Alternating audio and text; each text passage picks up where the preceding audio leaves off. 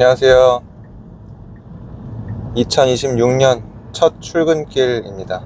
비트코인에 대한 기사를 봤는데 2026년 전망이 폭락일 거라는 전망, 그리고 폭등일 거라는 전망, 이런 기사예요. 너무나 흔한 어느 게 먼저 오고 어느 게 뒤에 오는지에 따라서 조금씩 달라지긴 하지만 어조가 누구누구에 따르면 비트코인은 이제 탈출할 수 있는 마지막 기회다. 하지만 또 다른 사람에 따르면 슈퍼사이클 진입이 예상된다. 이런 식의 기사들 보는 사람 입장에서는 아무런 의미가 없죠, 사실. 근데 흥미로운 건 댓글도 그런 식으로 갈려요. 베스트 댓글이 첫 번째가 쓰레기만도 못한 폐기물, 이게 이제 좋아요 수가 30 이 정도가 됐었고, 두 번째 베스트 댓글이 지금 이제 들어가야 되는 시기다. 그것도 좋아요 수가 28개 이렇게 됩니다. 그러니까 예전하고 조금 다른 것 같아요. 어느 정도 성숙한 투자 수단이 되기 전에는 어떤 평가에 대한 기사가 나오면 정말 디지털 튤립이라는 둥 이런 식의 댓글이 거의 99%였다면 이제는 갈립니다. 좀 의견이. 아직도 안 들어갈 수 있겠어? 이런 의견도 꽤 보여요. 흥미로운 게 뭐냐면 뉴스 기사만 봐도 우리가 어떤 중요한 지표가 되는 것 같아요. 어떤 분들은 제가 비트코인 얘기를 하는 걸 보면서 인간 지표다 이렇게 말씀하시는 분들도 있었거든요. 무슨 얘기냐면 저 같은 비전문가가 얘기를 한다는 것 자체가 비트코인 탈출해야 된다는 의미다. 근데 저는 장기적인 적립식 매수를 추구하는 사람이니까 그런 분들의 말씀에 전적으로 동의할 수는 없겠고, 저는 뉴스 기사가 중요한 지표가 된다고 생각하는 의미가 뭐냐면 지금 양적으로 봤을 때도 그렇고, 그러니까 되게 기사가 굉장히 줄고 있거든요. 예전에는 불과 한두 달 전까지만 해도 비트코인 기사가 굉장히 많이 나왔어요. 연말이고 랠리를 해야 되는 시점인데 힘을 못 쓰고 있는 이유, 금도 많이 올라가고 미국 증시도 많이 올라가고 다 하는데 비트코인만 힘을 못 쓰고 있는 이유에 대한 분석이라든지 26년도 전망이라든지 이런 것들에 대해서 마이크로 스트래티지가 현재 어떻게 하고 있는지 이런 것들에 대해서 되게 기사가 양적으로 많았어요. 개수가. 근데 지금 점점 굉장히 많이 줄고 있어요. 저도 이제 까먹고 있다가 어제 그 기사를 보고 오랜만에 생각이 났는데, 이게 가지는 의미가 저는 있다고 보고, 양적으로 주는 거에 대해서 중요한 의미가 있다고 보고, 또 하나는 댓글의 개수. 어제 그 기사에 제가 기사가 나오면 항상 언제 발행이 됐는지 시간을 보고 몇 개나 댓글이 달렸는지를 봐요. 어디에서 발행했는지를 보고. 왜 그걸 보냐면 그 주제에 대해서 사람들이 어느 정도 관심을 가지고 있는지가 굉장히 극명하게 드러나거든요. 저는 비트코인이 참 흥미로운 게 뭐냐면 모두가 알고 있는 사이클이라는 게 있잖아요. 저는 4년 사이클은 맹신할 필요는 없다고 생각해요. 왜냐하면 처음에 만들 때 그런 의도를 가지고 만들지는 않았을 거잖아요.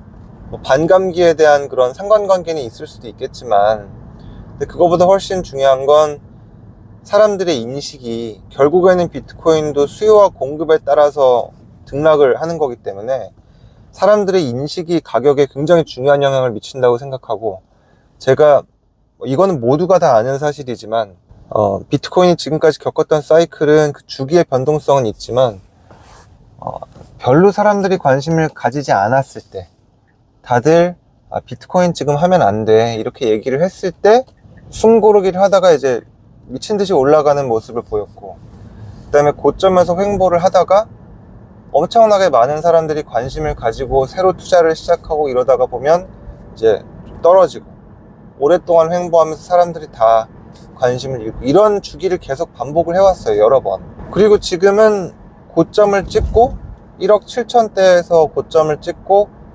떨어져서 지금 오랫동안 지금 또 횡보를 하고 있죠. 그리고 뉴스 기사 같은 거에서도 그런 사이클이 이제 반영이 되기 시작했고, 사람들이 말을 안 하기 시작했고, 유튜브에서도 그런 영상이 좀 줄기 시작했고, 그게 의미하는 바는 그럼 다음 단계는 이제 올라가는 거다. 저는 그렇게 생각해요. 물론 다시 올라가기 시작하기 전까지 얼마나 더 떨어질 거냐, 이거는 예측이 어렵고, 언제부터 올라가기 시작할 거냐, 이건 예측이 어려워요.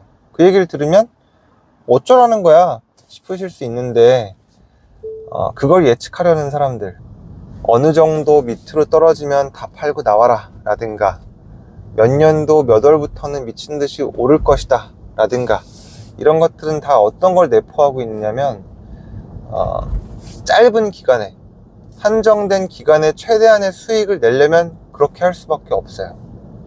그쵸?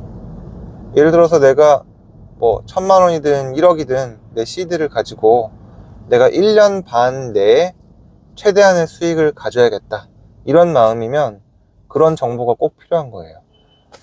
적어도 내년 말까지는 2배가 되겠구나 라든지, 그런 정보를 찾을 때까지 여기저기 인포메이션 쇼핑을 하게 되는, 결국에 찾다 보면 나와요. 또 그런 얘기를 하는 사람이 있으니까.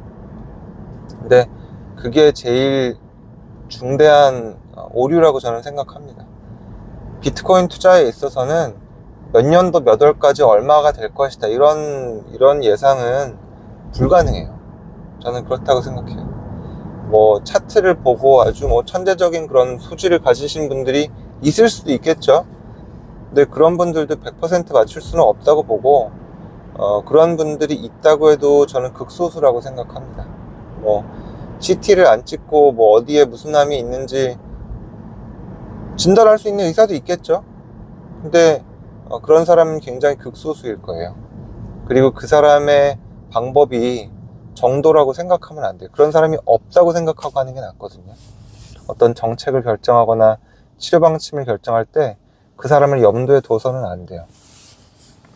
같은 의미로 저는 비트코인은 예상이 불가능하다, 이렇게 생각하는 게 안전하다고 생각하고요. 지금의 이런 상황을 보면 저는 어떤 생각이 드냐면, 엄마 아빠가 공부를 안 하고 의욕만 앞서서 애들한테 공부를 막 열심히 하라고 닥달하면 안 되는 게 뻔하잖아요. 엄마 아빠가 책을 안 읽고 마루에 누워서 핸드폰을 보면서 니네 책을 좀 읽어야 되지 않겠니? 이렇게 얘기하면 애들이 책을 읽기가 어렵죠. 별다른 노력을 안 하면서 같은 문제로 아내하고 계속 싸우면 그 결혼 생활은 좋아지기가 어려워요. 그죠? 매일 입에 단 거를 붙이고 살고, 하루에 이제 달달한 라떼 같은 걸 하루에 뭐 2-3개씩 마시고, 아침, 점심, 저녁 이제 단백질이나 식이섬유가 거의 없는 식사를 하는 사람이 올해부터는 살을 빼봐야지, 이런 결심은 성공하기가 어려워요. 이런 것들은 우리가 옆에서 보면 다 눈에 보이는 거잖아요. 그런데도 사람들은 같은 실수를 계속 똑같이 반복하고, 굉장히 어떻게 보면 좀 상투적이고 클리셰한 그런 상황인데, 저는 비트코인도 굉장히 그렇게 상투적이고 클리셰하다 라고 생각합니다.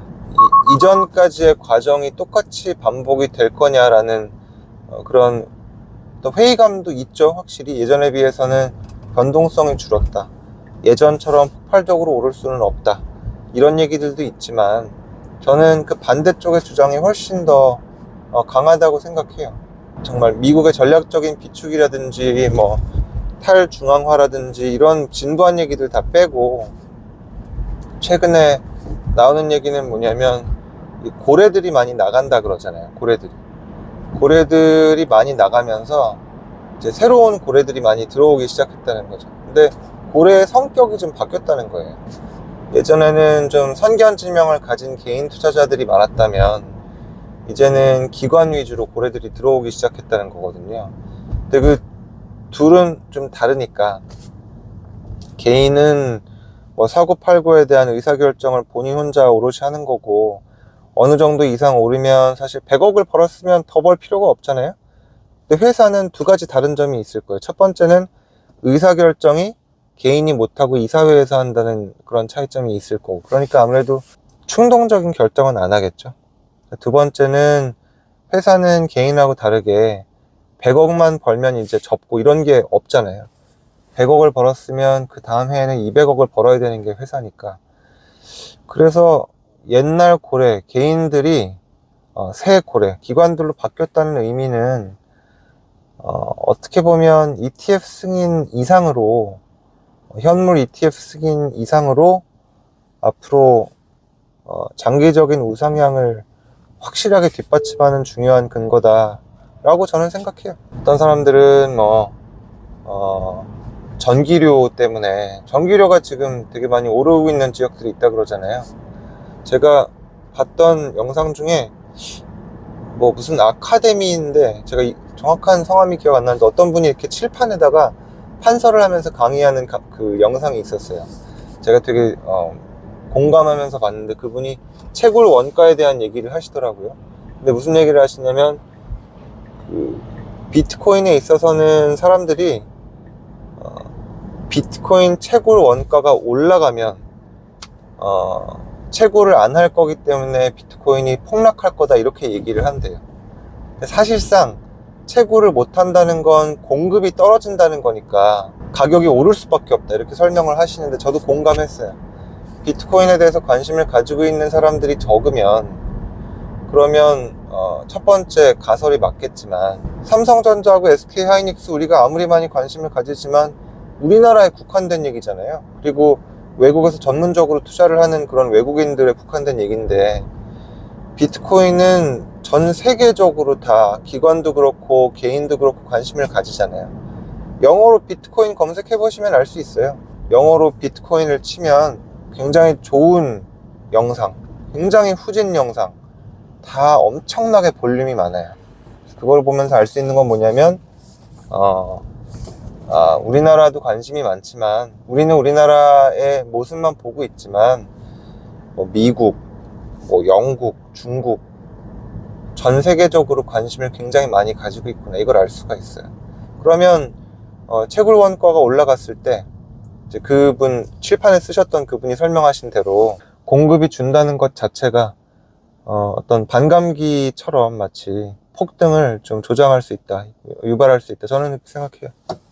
저는 이전에도 어떤 얘기 했냐면, 적립식 매수를 제가 거치식 매수에 비해서는 좀 권장을 하는 중요한 이유가, 이전에 했던 비유가 아프리카에 우리가 돈 보내잖아요. 기부하고 그러면 그 아이의 그런 성장 과정을 한 달에 한번 보내주고 이런 게 있거든요. 근데 비트코인은 말하자면 여러 번 이제 입증을 한 천재 같은 애인 거예요. 아이가 초등학교에서도 막 학년을 건너뛰고, 중학교에서도 막 학년을 건너뛰고, 한국하고 일본이 독식을 하는 세계 수학 경시대회에 나가서 1등을 하고 이런 애예요. 근데 우리가 걔를 지원을 하는 거예요. 아프리카의 젠슨 황이 됐을 때 우리도 예를 들어서 투자를 하는 개념으로 걔한테 좀 받아먹는다, 저는 이런 거라고 생각해요. 그러니까 실제 기부는 그런 식이 아니죠. 실제 기부는 우리가 그 아이를 교육을 시킨다고 해서 그 아이가 젠슨 황이 됐을 때 우리한테 돌아오는 게 없지만, 비율을 위해서 억지로 끼워 맞춘다 그러면 그 아이의 교육비를 우리가 대면서 그 아이가 천재가 되고 창업이 성공을 했을 때 우리가 이득을 본다, 이렇게 생각을 한다면, 그 아이가 지금 여러 군데에서 러브콜을 받고 있는 거예요. 매그니피센트 세븐의 모든 회사가 그 아이를 영입하려고 막 난리예요.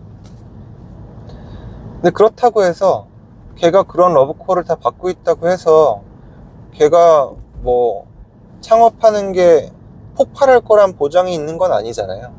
그쵸? 하여튼 근데 걔가 아프리카에 있는 다른 아이들에 비해서는 되게 고연봉으로 살 수 있을 가능성은 크겠죠?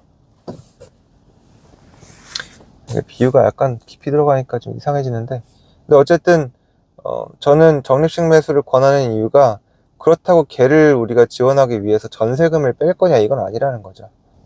아니, 구글하고 엔비디아, 테슬라의 러브콜을 받고 있으면 대학생이, 걔는 잘 되겠죠, 나중에. 그러니까 걔를 지원하는 건 맞지만 전세금을 빼는 건 아니다. 그런 아이를 보면서 성장 가능성을 가늠할 수 있다는 것 자체가 굉장한 특권이다. 비트코인이 그런 아이라고 저는 생각해요.